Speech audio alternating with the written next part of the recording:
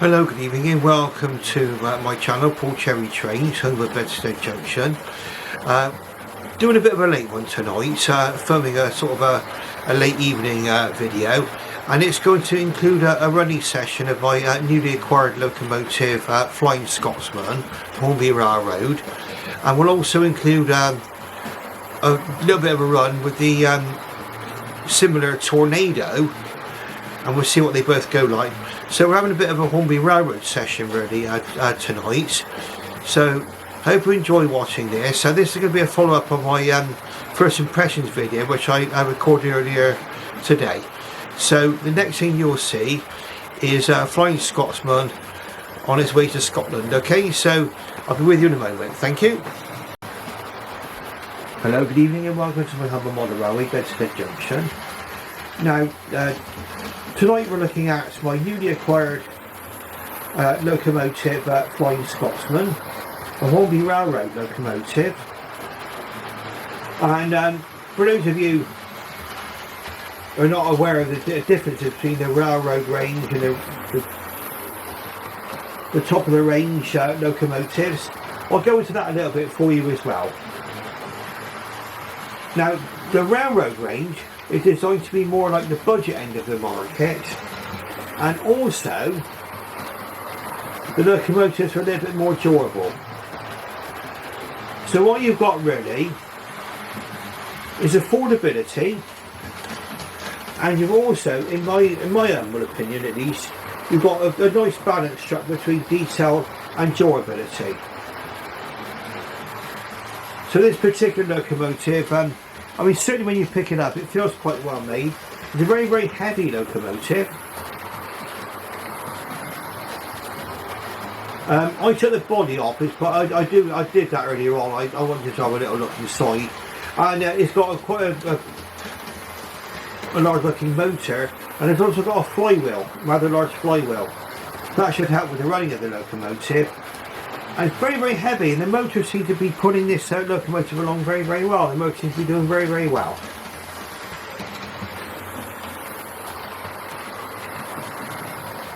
It's a 462, and this is the original A1 Flying Scotsman as designed by Sir Nigel Wesley. They were later modified into an A3 locomotive, and eventually it was given a double chimney and smoke deflectors. And I think that's the actual condition you see it in today, in BR livery with smoke deflectors. Now this one was reputed to be, well, is officially the first locomotive to break the 100-mile-an-hour barrier.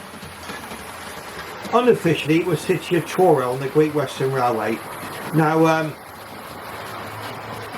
you have to forgive me for a little bit of bias, but you know, me being a Bristolian, we're from the West Country, you know, we like to believe that our City of Truro was the first to break the 100-mile-an-hour barrier, but the actual Flying Scotsman was the first locomotive to do that actually officially.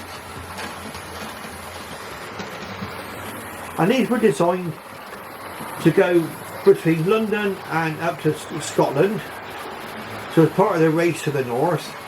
And of course their main rival going out to the north of England was the LMS, or what was previously the Midland Railway, the LMS.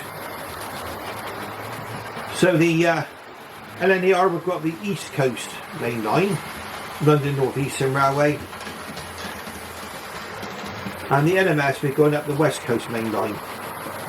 So great rivalry in getting to Scotland more speedily, and these were designed to do the journey non-stop. And this one is actually seen as it was originally, with its walk-through corridor. There's actually in the tender, the corridor, walk-through tender corridor. And so it meant that you could actually change crews while the locomotive was on the move, and you could offer that non-stop service. There's also got an 8-wheel tender, and so it was given a large coal capacity, and there was also the opportunity to pick up water with water scoops. So all in all, quite an innovative locomotive.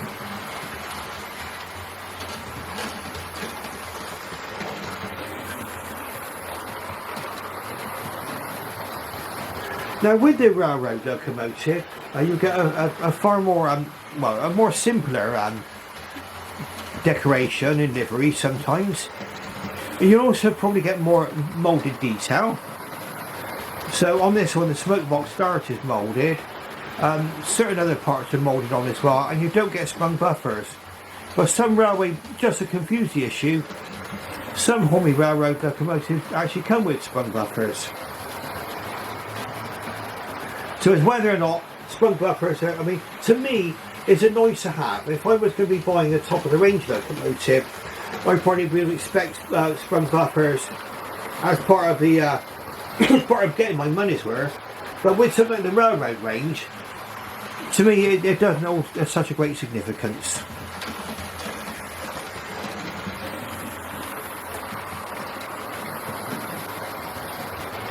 Now the wheels are nicely in the same colour as the locomotives. They're also green. So overall, a very, very attractive locomotive. You don't get the shadowed writing on the tender or on the locomotive itself. So the 4472 and the LNER, which is on the locomotive and on the tender, they're actually a little bit more plain. But really, when you watch a locomotive going around, it doesn't matter. In my opinion, this locomotive still has a very, very majestic presence.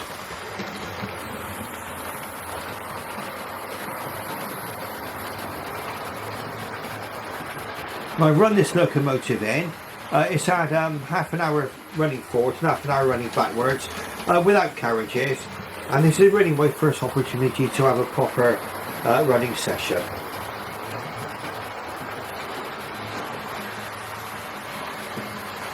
Now, on this particular one, there are two different models out there, and I'll make you need to be aware of which one you'll be buying if you buy this one. Now, this one has got no electrical connection between the tender and the locomotive, so it's relying on the 6 pickups on the driving wheels. Now, there are some out there which have got pickups, and it's got the connection between the tender and the locomotive, but that's the model which has TTS sound and were built for sound, and some of those were offered as DCC ready by Rails of Sheffield, and if you were able to get one of those, then you would have got the connection between the locomotive and the tender and the additional pickups. To be honest with you, I mean, okay, with pickups you always say, well, the more the merrier, because then you've got more chance of getting continuity with the track. But you'll see in just a moment that there's nothing really wrong with the way this locomotive works, or with the other locomotive which you'll be seeing running in just a moment. So we'll just do a quick change of points, and then we're going to drive this one into the station.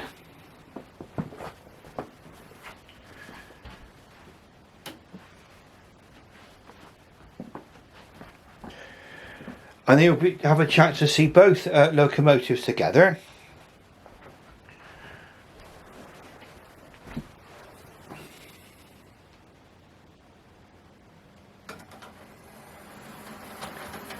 Okay, so over the points, no problem. So even though this one does not have tender pickups, you see it runs over those points very, very well. And also, it runs very, very smoothly. I mean, it's very, very smooth on the pickup, picking up speed from a standing start. Now, the locomotive you can see in the foreground is the Hornby Railroad Tornado. So in some ways, it's very, very similar to Flying Scotsman, in that it's probably a different development of this locomotive in some ways. It's still a Pacific, it's 462.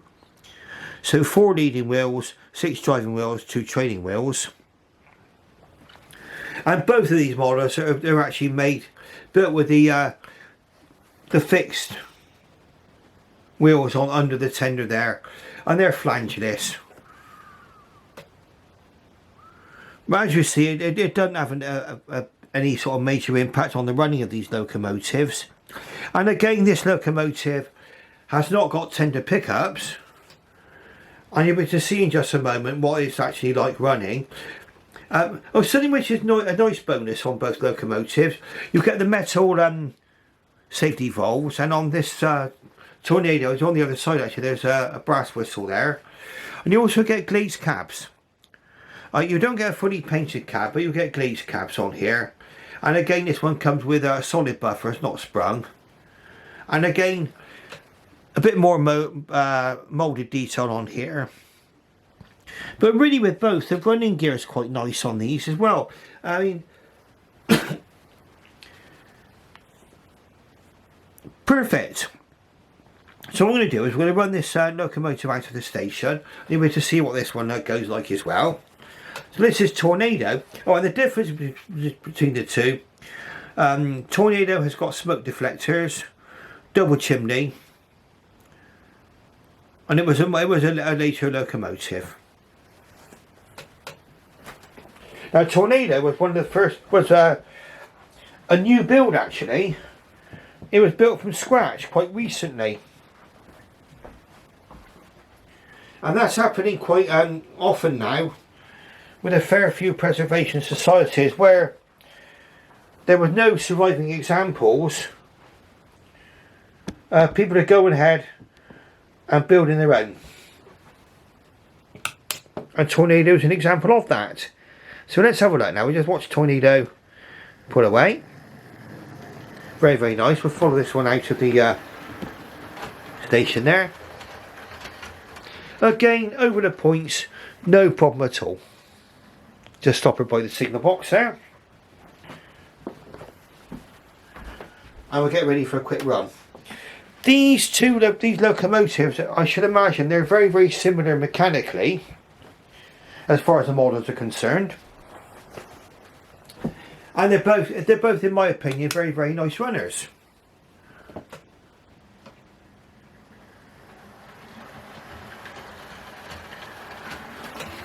Now, I bought this one second hand on eBay, and I had to carry out some repairs on it before it was actually fit for service on my railway. It had a missing glazing piece on one side, which I've managed to find now. I've managed to find a donor body, and I got the glazing piece from there. And also I ended up fitting a new wheel set.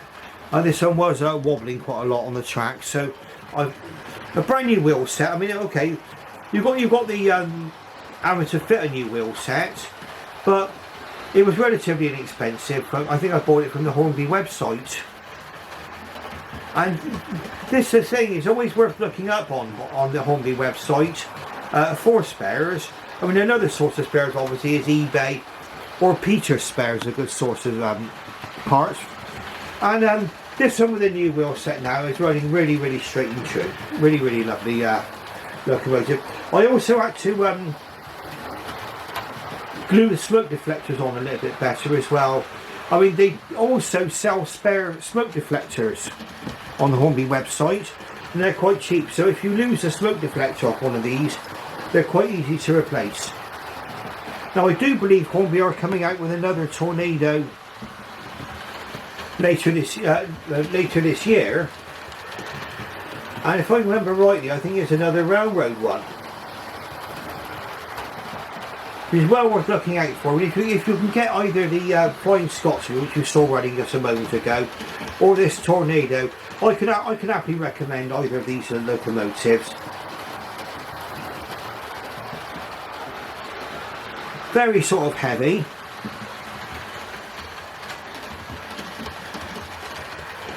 and in spite of their weight, so the motors actually pull these along very, very well. And they're quite large locomotives. I mean, compared to say, I don't know, a whole class on a Great Western Railway, these are quite big locomotives.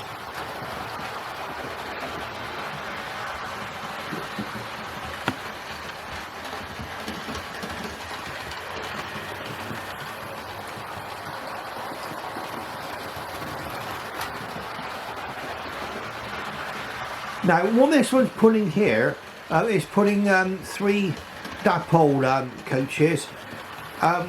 They're Midland coaches, but I don't feel that's too wrong, because this locomotive is more to do with the preservation scene, and so probably when it's going on different preserved railway lines, or on, it's probably put it, I don't know what kind of coach it pulls, but generally I think probably these Midland coaches anyway, they look fine. The reason why I actually use them was because they're shorter.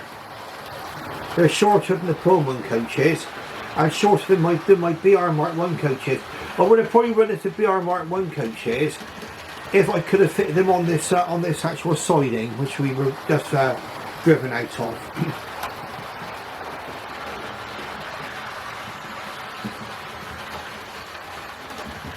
Now, I do believe that this locomotive has also got a flywheel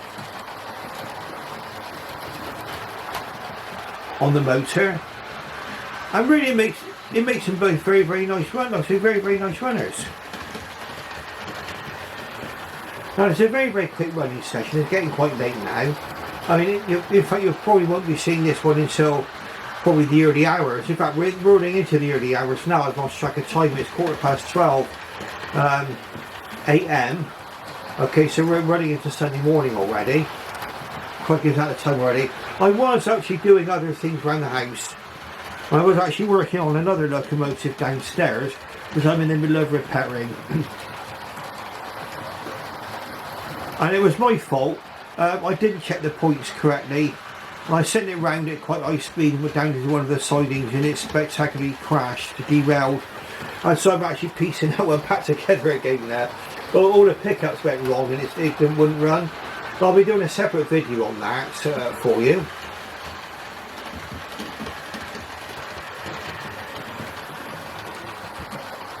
Now, as far as the railway layout update's concerned,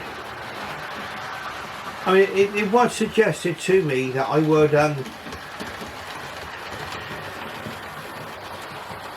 make this into a more permanent layout. I was thinking of doing that, but probably even if I go into a dedicated railway room in this house, so I will be able to do that once I've got everything organised in the house. I think I will probably be more into making a mobile layout, which can be moved from place to place. So it will be in sections which I can take to pieces and reassemble. So I can leave it up when it's actually in the house itself, and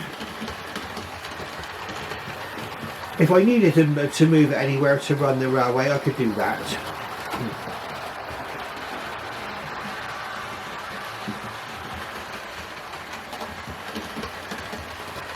So just to have a little recap on things then. These are both Hornby Railroad range locomotives. And we'll just go through what we've actually got running on the track. So we've got an NER Class A1 Flying Scotsman, number 4472, which you saw running earlier. In a green box, a bit of a departure from the normal railroad boxes, with Flying Scotsman on the top there. Sorry about the glare. And then the locomotive which we see running round now is our 3060 Tornado, BR Class A1. It's getting a bit late, sorry. There we go. 3060 Tornado, BR Class A1. And the railroad coaches, Pullmans, is running with Pullman car number 65.